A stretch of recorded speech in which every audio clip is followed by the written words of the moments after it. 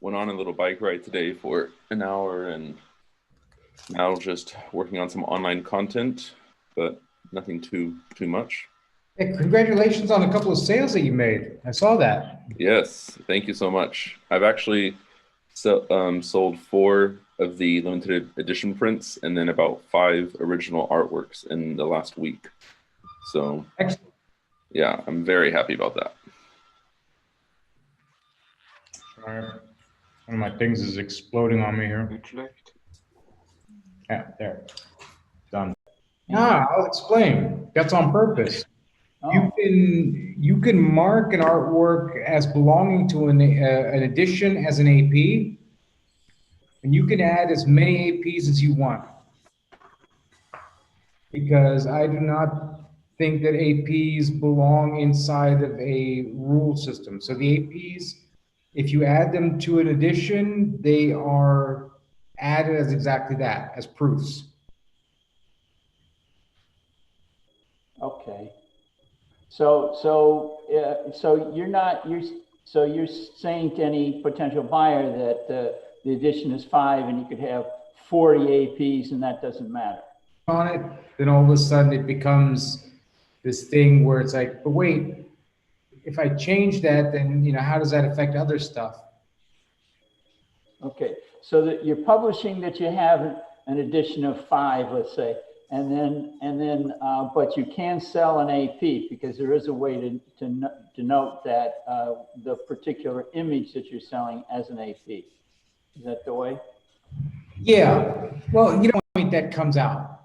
Somebody finds out, particularly now where there's just so much more digital information being stored.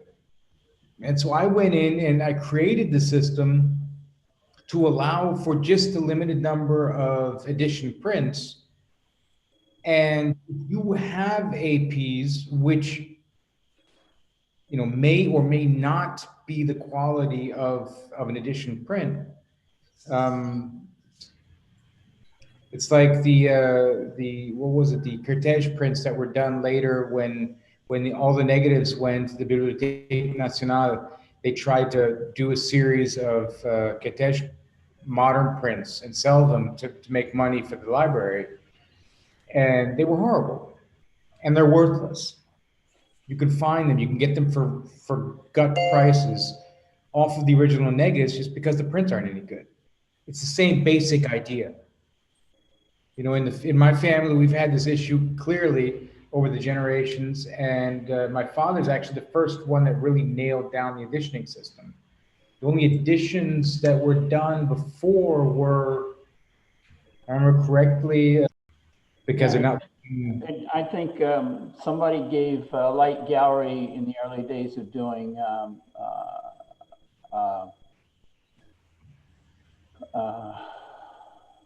names. Anyway, they came up with the idea of editioning the prints to just create an artificial scarcity. Ansel Adams prints, because he had been printing without numbers for a long time. Mm-hmm. Yeah, that had a lot to do with Harry Lunn, who apparently bought some ridiculous amount of prints from him for a fixed price, and he was like, "Dude, I'm rich. This crazy man wants all these pictures from me. I don't care. I'll sell them." Yeah. But Moonrise Hernandez, they still go for like 5, 6 digits partially. Yeah. And if it's a beautiful print, then why not? I mean, it makes all the sense in the world. But this, again, so editions, we got on this topic because of the editions and the AP thing inside of my software.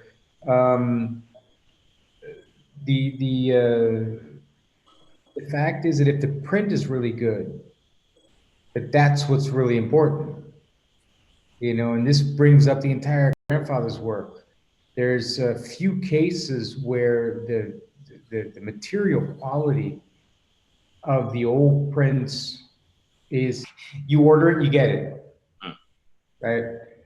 He's the famous picture of the dog that he did, that like super high contrast dog picture. Yeah. So everybody still wants to buy that because that's his one meal ticket. And so he's like, dude, I've got a meal ticket here. I've got all this work that I've done, and it makes no sense to make, to bind myself to a dogma, produce X number of each of these, knowing that only the dog is really ever going to make me enough money to retire on. And the rest, maybe single collectors will, and I can print those for those people who are interested in the larger. That's a very valid reason to look at that as an annotation. But from everything else, it just has to do with money. It really just has to do with money and laziness. Because people who aren't capable of looking at a picture and understanding that the picture is what you're buying, all of the rest of it is just a reason to convince you to buy it, or to convince you that what you're inkling as yes is actually the yes you should be listening to and not something else. I find that editioning that on a print that's on a negative that's difficult to print, 4 prints and anything of a recognizable collection assembled. Well, Vivian Meyer is an interesting case. I spoke with Karen and with Howard at Howard Greenberg Gallery about this a number of years ago. About how the market for that particular artist developed. And not to say that the pictures aren't great, because there are a number of pictures that I've seen of hers that I really, really love. I think it's just a very curious, kind of interesting way to almost voyeuristically look at your own life. And that's, it's like the voyeurism language of our day. And there is an understanding that zeitgeist does actually have a massive influence on the creative process. And every time has its own visual language, regardless of if the artists are in contact with each other or not. There are other influences. I imagine things like noise, the Industrial Revolution, of course, had a huge impact and how it changed work. The world wars were massive, of course. But I think these kind of cultural shifts in the language of a given time frame, they become evident in work. And Vivian Meyer was, it's the nerve stimulation for a very high density nerve surface on the back of our eyeballs. Is that what we're looking at art for, or is there exactly what you spoke to, the story? What's the story? Why is this important? Why is it important to me? Why is it important to anybody else? I feel like her story has carried her photographs around the world, honestly. Her photographs? Yeah. Yeah. So, because it's like without the story, I do think the photographs are amazing, but without this crazy story, finding a treasure trove, tracking down her friends and et cetera, be that much, would her work mean that much to the world? I'm unsure. Yeah, it's possible that it wouldn't. And Pache was rediscovered out of the flea markets, Scotland. And we were discussing how artists make it. Because Anthony's gallery, his gallery's been around, I think, separating themselves from their kids because of the way the emotional connection is and the birthing process and all that. It's at least the experience that we've had.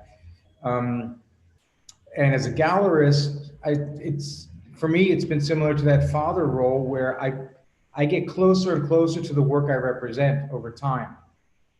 As a gallerist,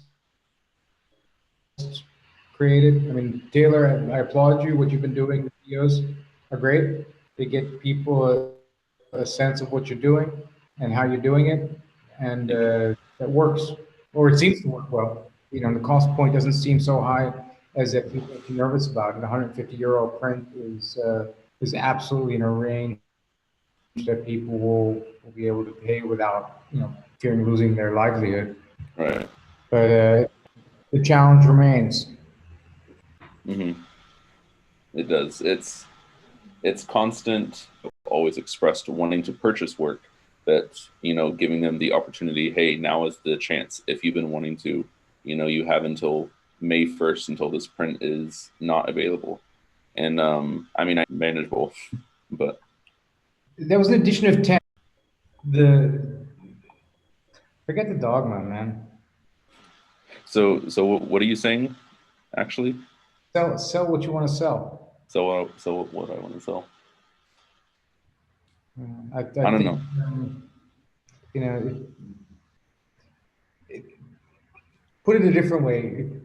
If you're trying, or if you're limiting the print run now, and the limiting of it doesn't necessarily influence that.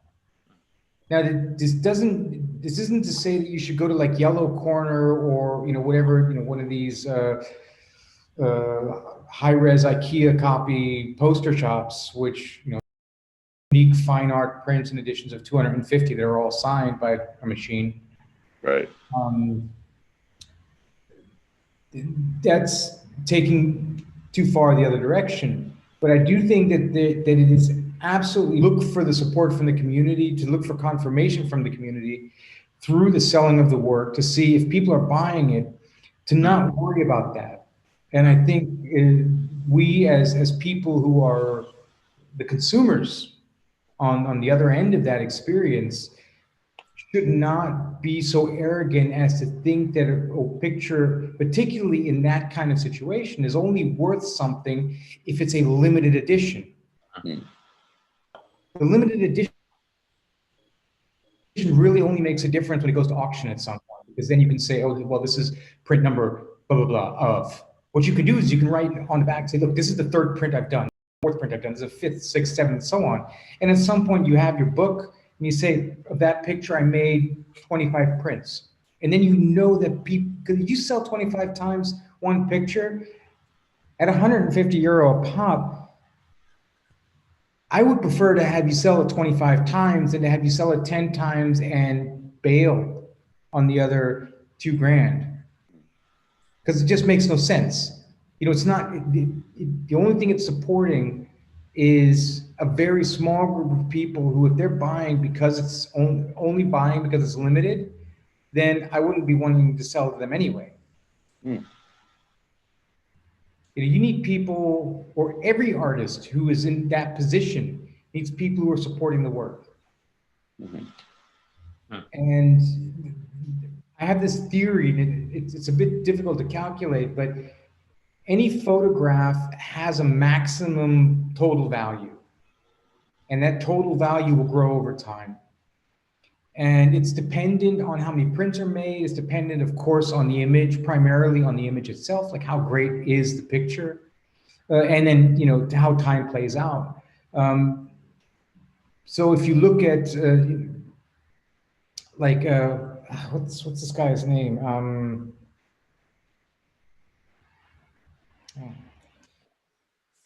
I remember the moment. 19th century guy. He made these beautiful still lives, and he hand coded his own negative plates.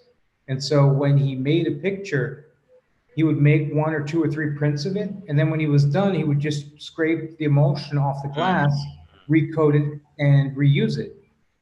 Because for him, it wasn't about having the negative and the archiving of it. It was about making these beautiful prints. And I'll remember his name. It's like popped in my head in a moment.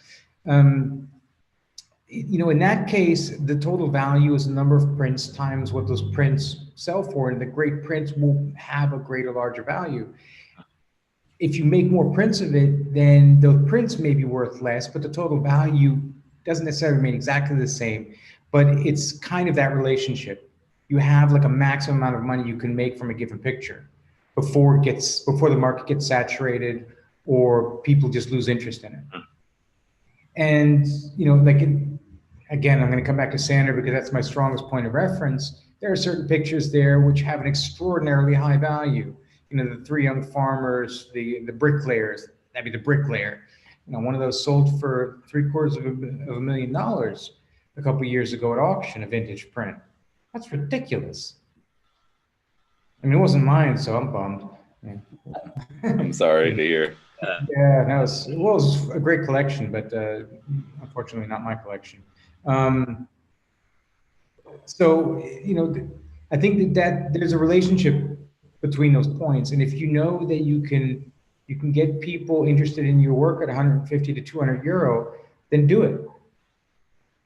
And don't worry about the numbers, because the chances that you end up selling so many of a given print that you actually have to worry about the edition numbers. If that happens, then you've got a promising career doing something else, because you're making pictures that people really want to see and own. And then you can go in and say, okay, I sold 500 of this picture starting at 150, and the last one I sold at 10 grand. What the hell did I do that was right? And let me see if I can reproduce it. You're never going to get to that point if you say, okay, edition of 10, because blah, blah, blah said edition of 10. Just write on the back the number of the print, which print in the history of the prints it is, and the date, and sign it by hand. Yeah. Okay. And that's it. At least now. And if you get to that point, when you get to that point where this really becomes an issue, you can still go in and say, okay, starting 2025, I'm only making editions of 5, and that's it. Everything I produce after 2025 is an edition of 5, and that's it. And if you want it, you have to buy one of the five, or you don't get it. And it's completely legitimate. Then you're going to have to change your software a little bit to allow for open editions, print number. No. Now, you could do that with an AP basis, create an edition of 1 and do everything as an AP and number them that way. When you were talking about the artist doing still lifes with glass plate, that triggered something for me, because it goes to an issue I've always had since I've been doing a certain type of photographic process. I do wet plate collodion. I'm doing these like mid 19th century, late 19th century process. So I've got original tintypes, original ambrotypes, original glass plate negatives. And those are objects. Those are one of a kind. I couldn't make the same one twice if I tried to, because it's all chemical. It's all variable. Stuff lands on the plate. You get artifacts. It happens, and it's just part of the process. So I've got those, which are, some are destructible, some are less. The tintypes hold up. Glass you can drop. And then out of those, I've got a secondary set. I can make albumin prints. I could make salted paper prints. All right. So those are all kind of unique too, but you could in a way edition those. But then third step removed, I can make digital prints from the scans. And I have no idea whether I should even do that, or if I should do it, how widely I should do it. I don't know. It's to me, it's a mess, because I don't know how to address all that. Well, Hans Kraus at APAD 6, 7, 8, whatever, some number of years ago. I mean, Hans always has, like, no one knows where he finds it. We actually think that Hans actually has like a black hole in a small jar on his fireplace. And just once a month, he sticks his fist into that black hole and pulls stuff that comes out of somewhere. And it's always immaculate. And I have no idea how he does this. But anyways, but he deals in, old, very sensitive 19th century photographic objects of all types, everything, like all colonial types and like all of it. He does all of that. What he was doing was he was making extremely high res digital prints and making double frames. And so basically what you had is you had your frame, and this was the digital print, and then you would open it frame, and there was the actual print. thus guaranteeing that the actual print was protected, but was also easily visible. And it was, I mean, the frames were of course expensive because they were very precisely made and they had to have this, very fine, almost like a jeweler's hinge put into the one edge so it didn't become obtrusive. But it was a beautiful presentation. And it honored both the content of the image as well as the materiality of the print itself. And so I thought that may be an idea. If this is the kind of work you're doing, then maybe that's the way to deal with it. Particularly for materials like salt prints, I know are light sensitive. And so you don't want to, you want to sell them to people so that they can enjoy them, but you don't want to have them always go into a dark room and, put on their gloves and open up, all these things. Right. So that may be a real way of doing it, where you create this object, and because of the care and the beauty of the object, it's greater than the sum of its parts. Let's put it that way.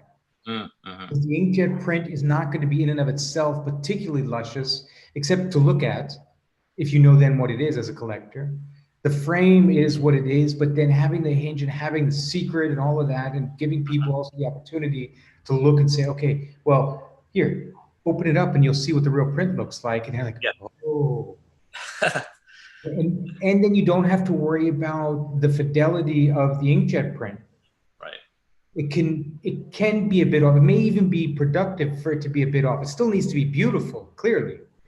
But you can't get silver sheen. You can't get like oxidation on inkjet, because it doesn't, there's no silver ink per se. So you can, that may be that would be a great way to experience those. Yeah, and that's, I hadn't thought of presenting them like that before, but yeah, definitely. And it reminds me of this moment that I had. I love this moment when I went to a flea market, and a friend of mine was selling, she had this old, hand tool leather case. It was half of what would look like half of a daguerreotype case or a glass plate case, but it was tiny. It was like 3 inches around, and there was, it had the brass mat like they used to have, and it had a what looked to me like a small print from the 1920s, because the guy has like a seersucker jacket and a straw boater on. It's from that era. And I sort of tapped that over and got the brass plate out and took it off. And underneath that paper print from the 1920s was a ruby ambrotype from the 1850s. And I thought, oh yeah, I love this. And you could see where some kid had come along with a pen or something and had scratched the surface, and whoever owned that was valuable enough to them to put a paper print over it so that wouldn't happen. And it immediately put me in mind of that. It was like, I love finding stuff like that. Yeah, I think, again, we're talking about a story. We're talking about an object that in all of its experience, it offers a personal experience for the person engaging with it. So it's not just, oh, boom, there's a picture and there's another and there's another. Which is, I think, really, really important. And I'm spending a lot of time thinking about how to transport that experience into the digital realm, because I honestly do not see the art world surviving on the sequential viewing of JPEGs on backlit screens.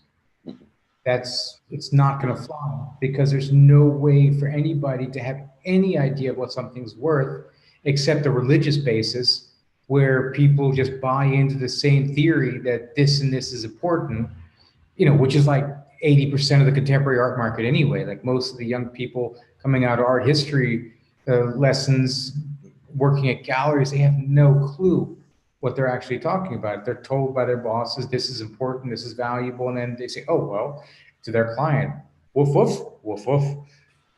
And which is kind of ridiculous. So, I think it's key.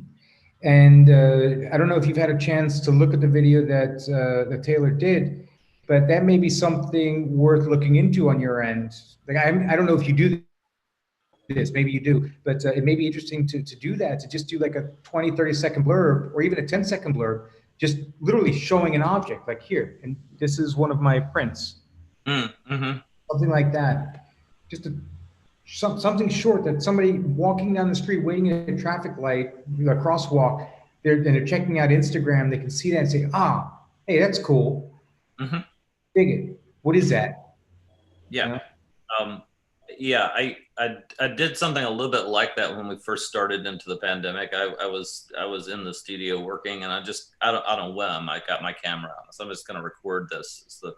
So I just recorded the end of the process, and then I was talking, and there were some people coming on to watch, friends of mine, and I just sort of walked around the studio and held the camera up to things and started talking. But yeah, I like that idea a lot. I haven't done a lot of it, but I think I could probably do something like that. Was that on the website, Taylor?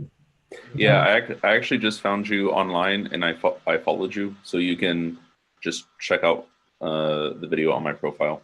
Okay. Yeah. Yep. Thank you. Yeah, I did that video because I often find for myself when I see other photographers do that, which is not that often, I think about it like, oh yeah, this work is actually real. It's not just a JPEG. Like they're actually holding it in a frame with the Passport 2, and it actually looks nice. And so I was inspired again after seeing a video. I was like, all right, I have to like create a short little blurb, because people need to realize that, you know, I'm a real person with a real artwork. Check it out. This is how my voice sounds, you know, and just make it a little bit of fun. And I think people respond much better to that than just the cliche post with hashtag buy my work, and that can get really boring really fast. Yeah, I like that idea. I do. Yeah. Motion makes a huge impact. If you know, you stop when you see like billboards, electronic billboards in the city, the ones that catch your attention are the ones where something's moving. That's why video is good. Because you're scrolling through and you see something, and somebody's doing something, and you're like, wait, what was that? What was he doing? It's like if you walk by a sitting cat, you don't notice it, but if you walk by and then he stretches when you walk by, you look at him. That kind of thing. Mm-hmm. So. Yeah, and I think on social media, the more you show people that you're real and you're not just a profile or a bot or just a random person behind a screen, then the more they're going to want to see more of your work and more of you. Yep. And I think we can all learn something from that, just like being more present in front of the camera and not just doing the typical cookie cutter post, but just sharing a 10-second blurb of your face and say, hey, Taylor here. Hope you guys have a good day. Check out my new work. Just kind of that weird, like that funny personal greeting to your social media followers. Right. Right. Or open a virtual cafe. Or a virtual cafe. Yeah. Yeah. Yeah, I'm into that. I could actually just pour coffee. I said, grab yourself a cup of coffee. I'm going to talk to you for a few minutes about my. Yeah.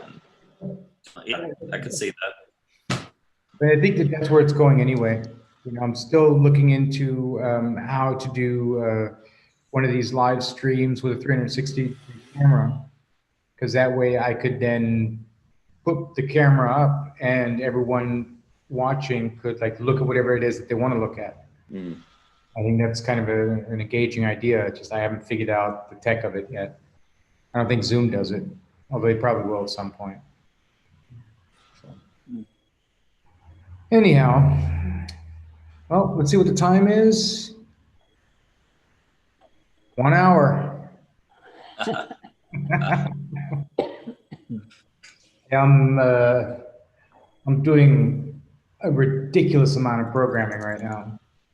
Sounds like it. I am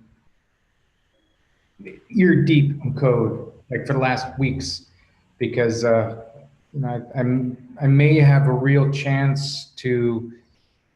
I may have built the system which could help people communicate. You know, I had a conversation with my mother about this, and she reminded me that one of the things that I've always been interested in is getting people to communicate. And a lot of the thought that went into the Collecton system is based on facilitating communication, grabbing knowledge and facilitating communication. And if I can get it to fly and get people to use it, I think we could all really profit from it. Which would be cool. So with that, I think it was maybe last week. I'm trying to remember the date, but you were talking about that, I think with Jan a lot when I was on. And I came in toward the end of that, but I went online and I subscribed or signed in, created an account. I haven't used it yet, but was that you were encouraging people who are on here to do that? Is that right? Yeah. Okay. Absolutely. If you want to, I've got a simple agreement. If you're an alpha tester, you get it for free. That's the rule. Okay. Let me see where that email ended up, because I don't remember having seen it. And I did see one email that somebody signed up for the mailing list, but that's not the same as for the software package. So, did you get a confirm email? I think so. I'll have to go back and check it, but I think I did, but not 100%. Well, the simplest thing would be to tell me what subdomain you entered when you did the sign up form. Okay, let me see if I can. While you all are talking, I can look on my email. Because I obviously have access to everything. The advantage of making it is being able to do that. Because I didn't see any accounts that I didn't recognize. So, and that would be interesting to note. If you signed up via the Collecton homepage, then there may have been something that didn't work from that end. And if that's the case, that would be good to know, because I had some installer issues, some wonkiness. I did get an email that just welcome to Collecton, and this was on the 23rd of April. Does it have a login link? Not in the email, not within the body of the text, or it just has a link, visit our site, but it's not. That's not. Okay, so you signed up for the newsletter. Okay. So. Okay, no worries. Listen, why don't you post me your email address in the chat, and then I'll get an account set up for you. Okay, I'll do that before we go. Hey, Okay. Taylor, I just did a Google on you, and all of the links are 404s or 502s. Is your site down? Oh no. I actually just recently changed my site name to taylorpoolartist.com. Okay. And Yeah, because Google is all showing Taylor Pool Photography. okay. .photography. Oh, taylorpool. Yeah, that was my site I used for 2 years, and I switched to a new name. So, yeah, taylorpoolartist.com. Okay. Are you in the States, Taylor? I am from the States, but I'm actually in Germany, in Nuremberg. Okay. So, yeah. I've been here for about 11 years now. Where are you from, Brian? I am in South Carolina, and before that I was in New York for about 16 years, but all of my family are down here, so we are kind of taking care of people. Yeah. Yeah. Taylor, you should make sure that you get your DNS from your old domain set up to forward to your new domain as a 301, so that it forwards people to URL, or else you're gonna get lost, and it's gonna seriously negatively impact your Google searchability. Okay. They hate Yes. I sent you my email, Julian, so you should have that. Got it. Yeah. Gmail. Yeah. Yep. And we'll do this right now, and then that should all be functioning. Okay. Well, I'll take care of this after the call. Okay. Well, thanks for coming to the cafe, guys. Yeah. All right. Absolutely. Thank I'll get you. my coffee next time. Yeah, well, There's no Starbucks near me, so was I'll it get a- up early enough to make my own. There you go. All right. See you Thursday. I'll see you Thursday. And Brian, I'm also doing a Monday night tutorial session for the software, Okay. which And I'll I'll send. figure out the time difference. Yeah, I changed it. James, every time I fill in one of those forms, I put in 8, and I'm always thinking 8 p.m. Uh-huh. And in Germany, because in America it's always a.m. p.m. Yeah. And in Germany, it does the 24-hour clock, and that was the problem. Oh, okay. And I couldn't Yeah. change the first date back because it was already in the past, and so Zoom wouldn't let Right. me change the date of it. So the Wait. tutorial is going to be next Monday. Next Monday night, yeah. Okay. Gotcha. And of course, if you have any questions, reach out to 2 me. p.m. on the East Coast. Okay. Yeah. Thank you. Not 3 p.m. I figured at 3 p.m., so I missed you. Okay. It depends on when the time zone shifts. There's a couple of weeks a year where it's 5 hours. Otherwise, it's 6. 6. Okay. All right. See you. All right, gentlemen, take care. All right. You too.